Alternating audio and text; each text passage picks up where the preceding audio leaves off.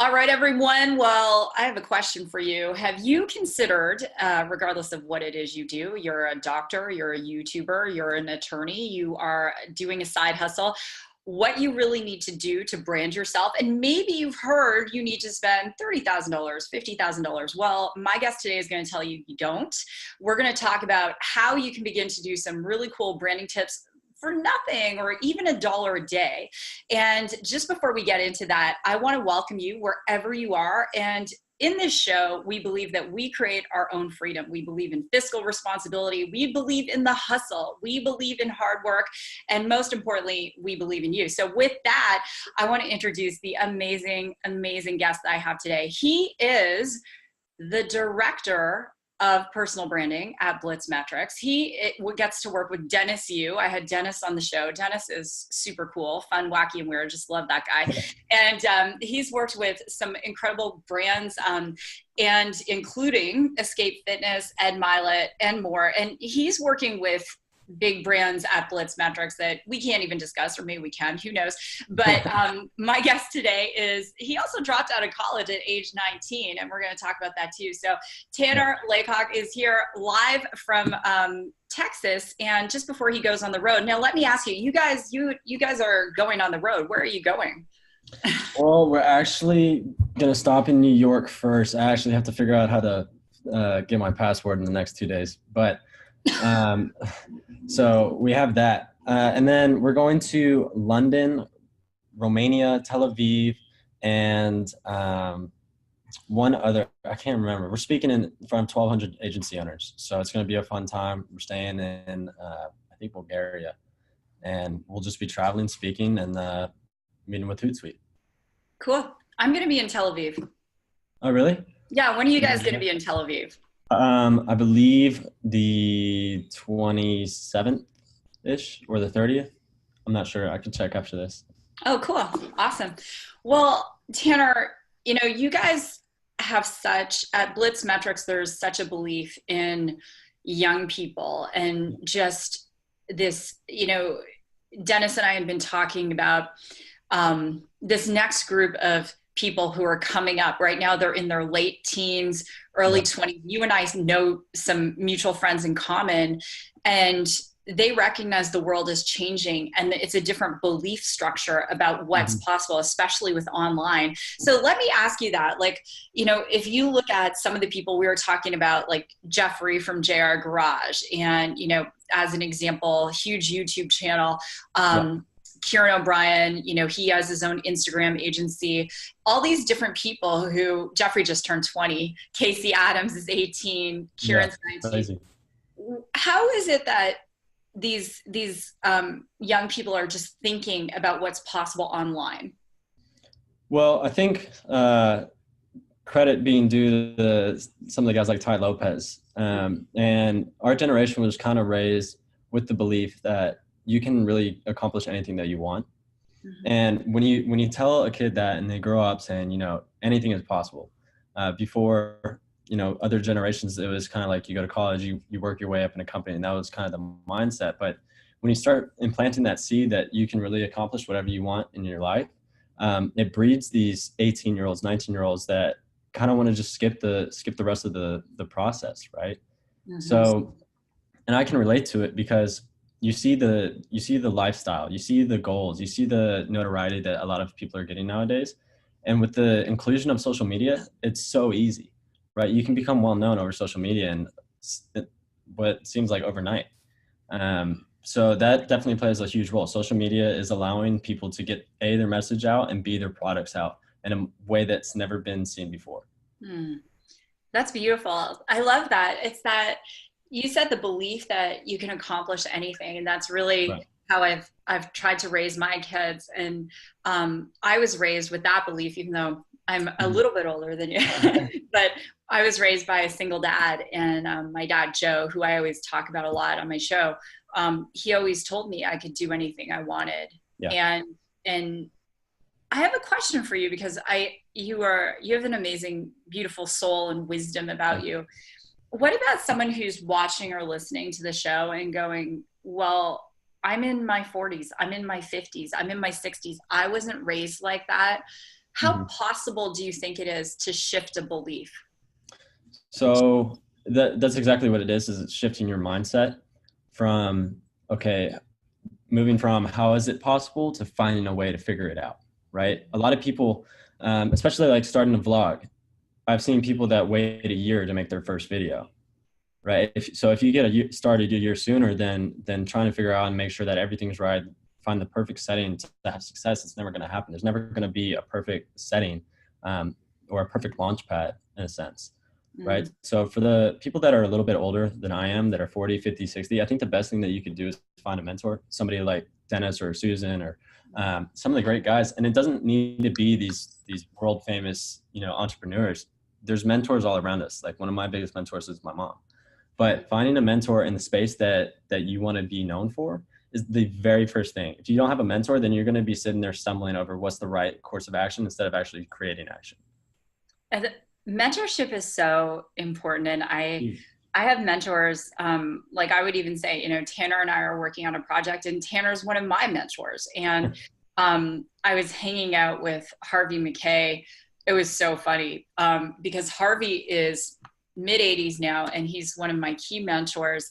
And so this is really funny how Harvey has evolved the social media thing. So when we do photos, Harvey has to check the photos now, which is never before. This is all new. And so we're taking a photo. We're at Eric Worre's birthday party and it's this beautiful, all these people there, amazing. And we're doing photos, Harvey and I, and he's like, let me see it. Let me see it. He goes, no, it has to be full length and I want this angle. And I was laughing, Taylor, because this is someone, who's Harvey's got to be around 85 now. And he doesn't have any fear around putting himself out there on social media, putting himself out there, adapting to what's going on. Right. And I think a lot of the reason is, and you've known him for a while now, correct? Oh yeah. So over 10 years. Yeah. Which is something that we preach, Dennis and I, that the hardest part about creating a personal brand is just getting started. Like you have to make 1-minute videos, for instance. And the first 50 are going to suck. And it's just that it's almost like a light switch going on, right? Because for example, he probably would never have done this where, he actually cares about the pictures, but all he did was like, okay, this is the way to go. I have to do it. Let's figure it out. Like that's the mindset that a lot of people don't have. That it's so easy to just decide to do that. Like it just is an easy flip of the switch. And if we can get more people that, are in 40s and 50s that are sitting there and thinking about, okay, what's the right thing to do? Find the mentor that tells you the right thing to do. But the biggest problem with that is a lot of people can be told that and they still won't make the decision, right? So you kind of just have to decide that, okay, this is the way to go and just jump. I have a burning question for you. So 1-minute videos. So as an example, now I'm a little OCD and the listeners and viewers know that, but so some of my videos have been exactly 1 minute, which is hilarious. So this particular video on Saturday night, because I wanted to ask you this, so now I get to ask you this in front of people because I'm always learning. Hey, so Perry Belcher from Digital Marketer, friend of Dennis's and yours. So Perry's at the party. And it's so funny. So my husband and I had to go for a dinner and here's the contact. If you haven't seen it, you can go on my Instagram story. It's there. It's also on LinkedIn. It'll be on Facebook. It'll just be everywhere. So Perry Belcher says, hey, I'll drive you guys back to your hotel and Harvey too. So he pulls up in his Rolls convertible. And he's like, I'm your Uber driver. I'm like, stop. We're so taking video. I'm like, get out of your car again and do the redo. So the video, Harvey and Perry are talking in the front seat. The video is 3 minutes. Okay. So my question for you is, if something's really good, do you and Dennis say it's okay to be a bit longer? Is there like, or do you recommend stopping and starting or editing it down, The way I like to think about it is it's kind of like the difference between a 6-ounce steak and, like an 18-ounce, right? Because what we're trying to do on social media is give little tidbits, little bites of that tenderloin. And so if you have a piece of content, and don't get me wrong, we don't know anything. Like we might think it's the best video ever. And it might, even if it's over 1 minute, we don't know until the market tells us that it's good, right? So what I like to think of is if we can create a video that, hey, a 6-ounce steak isn't enough for these guys, they want the whole thing, then give it to them. but we're not going to know. Maybe they're not that hungry for it at the moment. So when you're creating a 1 minute video, we say 1 minute video kind of like we say power hour. A power hour isn't just 1 hour. It's just, it kind of fits nice. Obviously 1 minute videos perform best on Facebook, but if you have a 2 minute, 3 minute, 5 minute video, think about the nature of the platform. Mm-hmm. So on Facebook, yeah, 1 minute videos are going to do better because people aren't there to sit and watch videos. That's what YouTube's for, right? So a video like that could potentially run better on YouTube, but how are you going to know until you try it out? Yeah. Right. So it really depends on how well your audience is engaging with it, because it can have success, but typically we like to see those type of videos on YouTube. That's awesome. I love what you just said. The market will tell you. Yeah. The market will tell every time. Every time. And we acknowledge that we're probably going to burn a lot of steaks. You know, it's the nature of marketing. Even if you and I think that a piece of content, an offer, whatever it is going to be really, really great, it probably won't be. And then this random piece over here that you didn't think would do anything is actually the one that's getting a lot of results. So we got to understand that 90% of the stuff that we put out there is going to fail. Just like Babe Ruth, even though he's the best home run hitter of all time, he still only hit home runs, I think 8%. So that's kind of the philosophy that we use with our systems. So what's your favorite on the fly video editing app? Like someone takes a video on their phone, they're like, I'm going to embrace 1 minute videos, Tanner, and I'm going to put out, we'll talk about how much content, but I'm going to put it out. I'm going to fail 90% of the time, but what's something easy, like whether someone's, we always keep the show PG, but watching, listening, and they're 13 years old or they're 93 years old, like what's your favorite one right now? I think the easiest one, which is usually the best for people getting started, is Splice. So Splice allows you to make cool transitions, allows you to add some background music, which is important when you're telling, your story or a how-to or some of these other pieces of content. So Splice is really great for getting started. And the big thing that I want to make known is it doesn't matter if it's heavily edited or not. Obviously, it does some cool transitions, but really what people care about is being able to sit down at a dining room table and be able to converse with you. That's the big thing. So it doesn't matter how well it's edited. A lot of people get this connotation that you have to have a huge content budget to make these awesome high edited videos. But in reality, the videos that perform best are the ones that you take with your phone, right? It's just of you and your selfie. Yeah. So Splice is when I use InShot a lot because I'll just caption the video, like stopping the scroll. And I could be totally wrong, but what I have found is what's going to stop the scroll, right? So someone's scrolling. Yeah. And you and Dennis teach vertical videos. So they're stopping the scroll, and so I'll put a title on a video just so that will allow, someone to go, oh, what's this video about? Is it going to be interesting to me? Right. And, or captioning it. Sometimes I'll even put an emoji in it, depending which platform I'm posting it, but different little things like that. So I just use InShot. It's so easy. I can use it. No, that's the big thing is ease of use. I mean, there's definitely better apps out there that can do a lot cooler things, but for somebody like me, I'm not technical. Like I do all this ad stuff, but I'm not super technical when it comes to software and video editing in general, but I don't need to be, right? It's the simplicity of it. And you're right, because when you're on YouTube, for example, and you're going through, the first thing that you see is that thumbnail. That's the thing that actually makes somebody click on your video. So it's all about getting the right hook, and however you can, whatever platform you use that can entice your audience enough to get that first eye on it, the better. Whether that's creating a cool thumbnail, having emojis, whatever it is, as long as you can hook them in, your story is probably powerful enough to keep them there. Yeah, that's awesome. And let's talk about content schedule, because let's say someone's listening and they're a student, I don't want anyone to assume anything. Like I have so many cool people in my life who are, in their late teens, and I have cool people in my life who are 80s and 90s. There could be a whole bunch of reasons why someone might have a limited amount of time to do content. Like I know a professor at university isn't like, hey, that's okay if you want to shoot content instead of paying attention to the lecture. But if someone's on, say, a limited amount of time, Mm-hmm. or maybe they work full time, they're starting a side hustle, but during the day they can't be posting stuff on their social media because they don't want their Yeah. boss always seeing them do it. What would be the minimal amount of 1-minute videos someone should be posting a week, let's say? Okay, so the way that we tell our people to post, because we have a lot of guys in our own company that we want to post, because that shows that you truly understand a topic, first off. Yeah.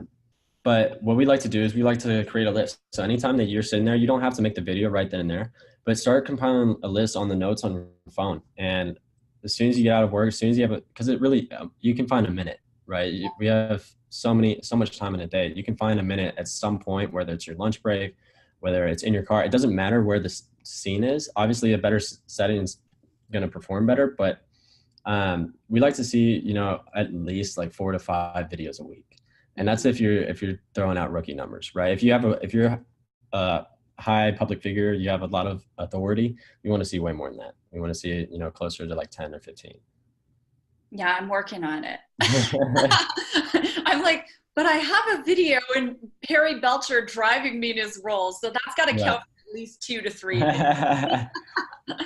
If someone has a really piece of great content, do you recommend they pin that post or let it ride for a couple of days if it's getting a lot of traction? So if it is getting traction, definitely pin the post, because what we like to have is evergreen content. So you might have a post that's you're not even running ads for example, on your personal Facebook page. If that's the case, absolutely pin it up there. And if it's not the case and you're actually running ads, you're going to be able to tell. And what we want is, we want this thing called evergreen content, which means, you spend say $200 on it, but it continues to have that traction over 6 months, a year, 2 years. We boosted posts that are still gaining value every day for the past 3 years. Wow. Right. So, what we don't want to have happen is, because anybody can make a post have a lot of traction in a sense if you spend a lot of money. Yeah. Right. So if you spend 10 grand on one ad set, of course it's going to get the likes and engagement and stuff like that, but it's only going to be for while you're running the budget. Versus if you test it prior to spending a lot of money, that way you can have, consistent growth over a year or 2. Awesome. I love that. And that's super helpful, because sometimes, you see, we'll use JR Garage, like they're using YouTube as an example, but I have the benefit of knowing those guys. They live not far from me. They're, friends of my daughter. And so I watch them go through a process of how they do it. So they're recording it. They have several camera angles. They have a video editor, and then they'll drop the video on Sunday night. They message a whole bunch of people, so everyone knows the video is coming in HD, that kind of thing. But that's YouTube. We're talking Facebook. We're talking Instagram, and even LinkedIn video is getting a lot more traction. Let's talk about posting the same video across multiple platforms. What's your feeling on that? It doesn't matter the way that you think. So it doesn't matter if you even repurpose the video. So say, for example, you post a piece of content, and then 2 weeks later, you can even post the same piece of content. As long as it's not done repeatedly, it doesn't really matter. So it's the same kind of mindset for posting on all social platforms, right? Because you have different uses for all social platforms. For Instagram, you want to grow a following, you want to be, like, for example, for somebody like you might have an audience there that's more my generation. But on LinkedIn, you're going to have, the higher CEOs. So it doesn't really matter as long as you're putting content on each platform. That's powerful and so helpful, because I know that there are some people who say different content on all the different platforms, and you have to become, my advice for people is you have to become your own science experiment. Like, something you think is going to have great traction on LinkedIn might not. And then, you post that video on Twitter or something, and you're like, oh my gosh, you get all these views. And so you don't know, and you have to test it. That's the biggest thing. Let me ask you, someone who's like saying, okay, I want to build my business and I want to brand myself. Let's talk about brand pillars, because there are a lot of people out there. I'm just going to be direct because I used to be this way myself.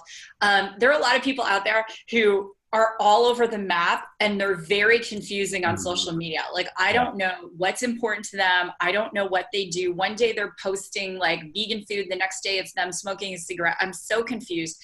What can you talk about brand pillars? Yeah, absolutely. So brand pillars, we call it a topic wheel.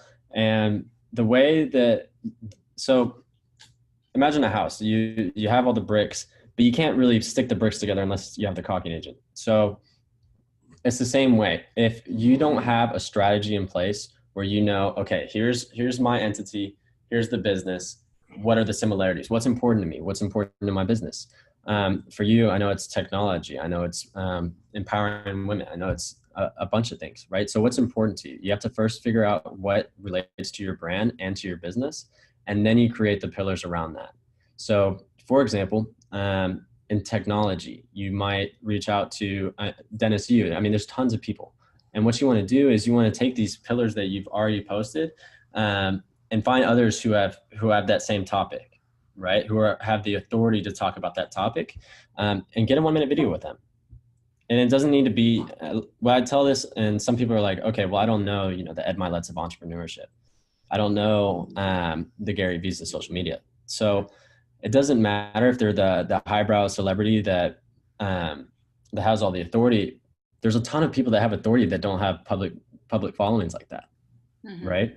So find the topics that are important to you, find the people who have the actual authority to speak about that topic, and then relate it back to your business. Because if you say it, it doesn't really hold that much weight. But if they say it and they're agreeing with you, that actually can capture some of their audience as well. Yeah, that's phenomenal. And especially for platforms like Instagram, which, if people don't know, is owned by Facebook. In the show, I love to cater to people who don't really know, because it just, it can be a weird world trying to navigate this stuff. So on Instagram, as an example, if you're, tagging people who are in the similar genre and stuff, they might or might not. It just depends. Don't be a tagging stalker. That's so weird. Sometimes people, if you have a relationship with them and you DM them and say, hey, would you mind? People, generally speaking, can be really awesome.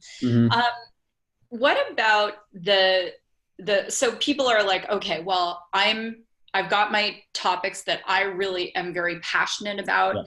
How about interspersing personal content with business content? What's your view on that? So more so today than ever, a personal brand is needed to grow a company, because we have such this amazing platform. And if you think about it, social media is really a way to develop relationships via a phone, a laptop, a video, whatever it may be. So why would you not develop relationships for your business, right? People buy from people. They don't buy for that. That doesn't make sense. They don't buy for logic. They buy for emotion. So when you're thinking about, connecting your, in a sense, like your business content with what you're doing with your personal topics, I would recommend that you not that you don't do it ever, but that you have a focus in what's important to you, because your chances are what's important to you is going to be important to other people. And those other people that have those same topics that they value are going to buy from your business anyways, even if they don't really know all about it. If they like you enough, like think about Tai Lopez. He's been selling other people's courses for like 2 years now. And people that love Tai Lopez, they're going to buy whatever he's selling them, because he's developed the personal brand to be able to sell his company in any asset that he wants. So it's the same thing. If you are thinking about trying to, I guess, combine pieces of content, I would leave most of your company's content on its company page, because that's where ultimately your personal brand is going to drive them anyways. Yeah. And that's powerful too, because so in Radius, the AI company that I'm the president of, one of the first things when I came in, I said, we got to personify this company because AI is this weird subject, and people who don't understand it have views on it. People who do understand it have views on it. Elon Musk has views on it. Lots of people have views on it. And I said, we have to make this human. So the guys who are like great guys, there was a photo and one of the guys was holding a beer. And this investor said, this potential investor, like, I don't think that's professional. And I was like, we're posting it. We're posting it because we're human. We're the human side of AI. And I love what you said. It's more essential now than ever to have a brand within a company, right? And so who do you think, let's talk about businesses doing it well on social media. Like what companies come to mind when, you know, you think who's really doing it a great job of it? So are you speaking about companies that, you know, are enterprise level that have, you know, $500 million, or are you talking about personal brands that have developed their own kind of company within that?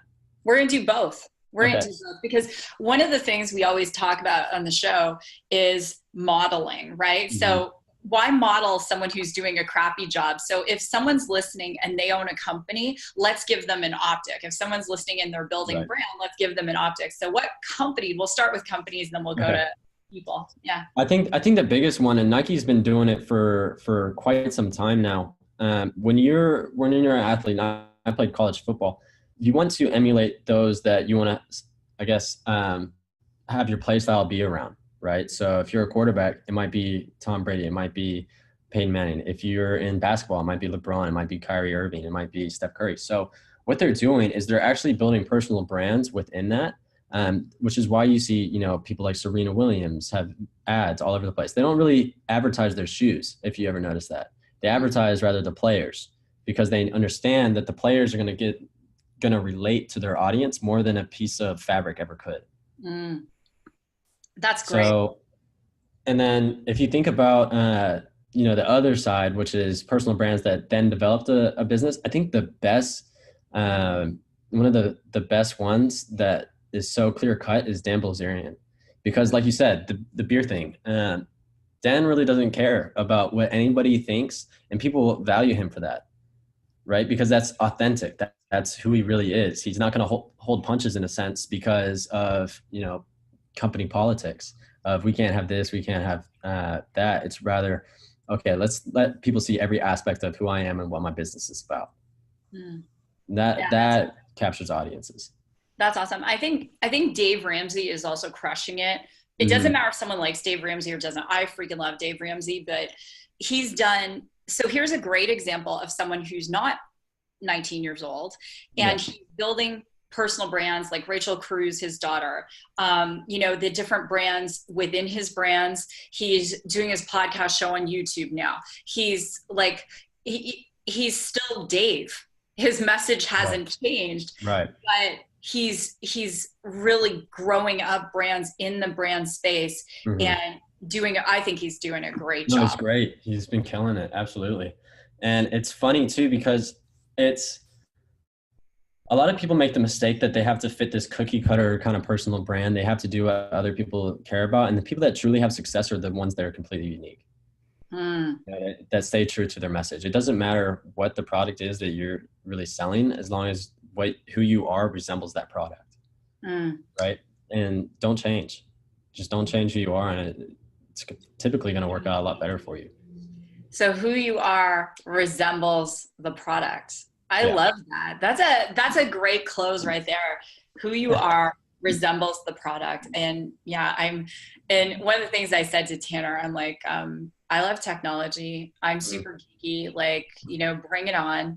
And I think that, you know, whatever it is we're passionate about, you know, in this day and age, people spot nonsense, you know, however you want to call it nonsense. I'll just call it nonsense. People spot it so fast. And so if you like Margarita Monday, don't just be you. Do you, don't be fake. There's enough people branding themselves who aren't authentic, but people spot that now. They really do. It's funny. And it's because there's this whole belief that, you know, you're shown so many ads a day that you start to see it in people.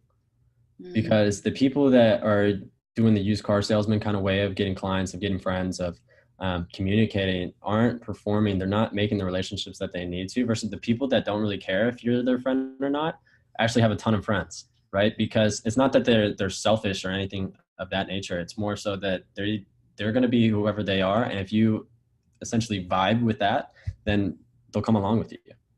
Mm, that's powerful. Well, Tanner, thanks so much for being here. You're Thank you so much amazing. for having me. And you can find out more about Tanner and his company at Blitzmetrics. And where should people follow you on social? So my Instagram is Tanner Laycock, Laycock, and then my Facebook is Tanner Blitz, and then connect with me on LinkedIn. It's just my name. Awesome. Well, thanks again, Tanner, for being here. And to all of you listening, go out there and rock your day. And if you have a topic for a show, you can go to susansly.com. Check out the chatbot. It's I even installed the chatbot myself, so it's really cool. But you can always submit it there.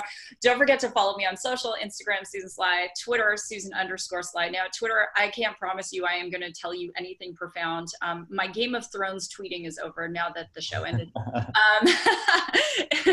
But on LinkedIn, Susan Sly, and Susan Sly Live on Facebook. So with that, go out there. God bless everyone. And again, Tanner, thanks for being here. Thank you so much.